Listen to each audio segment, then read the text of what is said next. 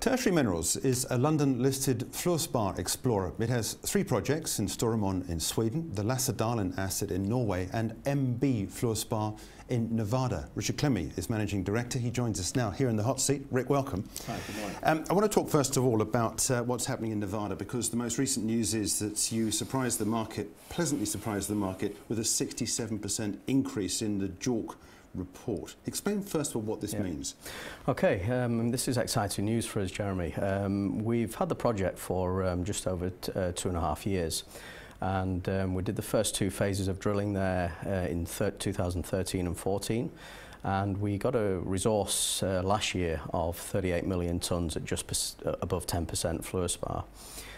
Following that, we did another phase of drilling, and that has enabled us to produce the latest JORC of 86 million tonnes at 10.7% fluorspar. The exciting thing about this is that we drilled some deep step-out holes with this phase, more than 500 metres in depth, which is deeper than we've drilled before. And the fluorspar mineralisation is continuous at depth, and it's both continuous laterally in all directions. The significance of this in the US is that US is 100% net import reliant on their fluorspar mineral.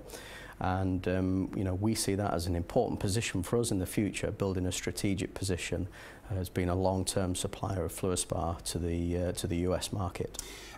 We'll talk about Sweden in just a minute, because I know that's the most advanced project, but how far down the road are you in getting this stuff ultimately, of course, out of the ground in Nevada? Yeah.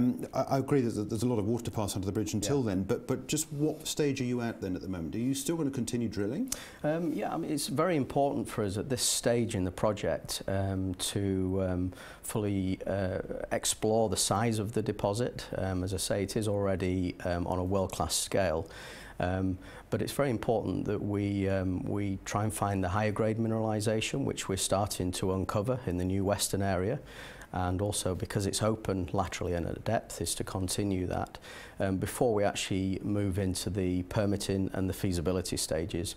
Of course, in Nevada it's a very mining friendly jurisdiction.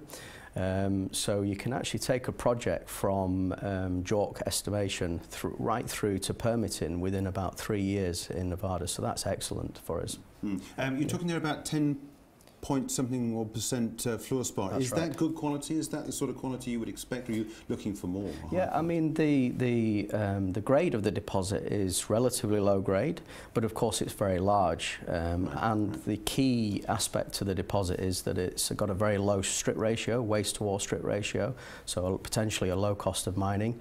But of course we don't think that we've tapped the source of the fluorspar yet. We think we're getting closer.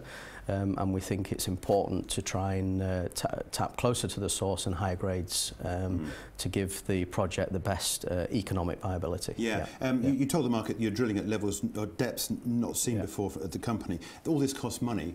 One of the big things that any investor in a small cap mining company always says is the fact that the risk is that they're diluted out of the picture because you keep on going back and asking for more money, and you know, the shares get diluted. What do you say to investors about that point? Yeah, I mean, you know, our strategy with that is that we've managed to fund our fluorspar projects by doing small but regular placings. So we are trying to minimise the dilution.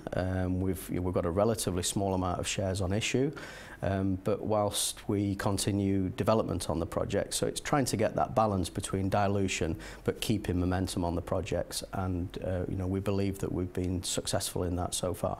Okay, just sticking on Nevada, what's the next stage? What are you looking so at? the next stage, we're planning a geophysical survey to try and find the higher grade fluorspar, and also to target the next phase of drilling with an aim of doing another drilling programme in autumn this year. And then we'll model that into the JORC, and then we'll make a decision on the future permitting and feasibility then. I said earlier on about the north central Sweden project is the most advanced, and I think that's the point at which you're submitting a permit, is that right? That's right. We submitted a mine permit application last year in July, and we've gone through all the consultation process with that, and we've had some very good news just recently in that the the county administration board have given their approval to that. The final permit approval is in the hands of the Mining Inspectorate, and we are hoping for a decision on that within the next few months. And again, Sweden's a fairly mining-friendly environment. Again, Sweden is very mining-friendly environment, and again, in terms of a strategic position, fluorspar is classed as a critical mineral by the EU, one of the 14 critical minerals that potentially at supply risk and of high economic importance. So again, we believe that we're strategically placed for the future to tap into that. Yeah. Let's just touch on Norway as well. Yeah. You've had that suspended, haven't you, that project? Yes, because we've got the two European projects, we've got Norway and Sweden. Sweden is a larger, more advanced project, so we concentrated on the mine permit.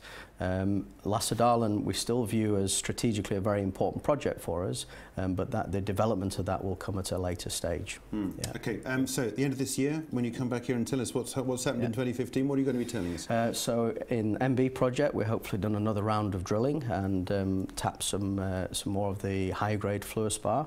And also, hopefully, we'll have a permit for the Sweden project. Well, look, Rick, it's a pleasure having you in. Thanks indeed for talking to us. Thank you very much. Thank you. Okay, that's Richard Clemmey. He's the Managing Director of Tertiary Minerals.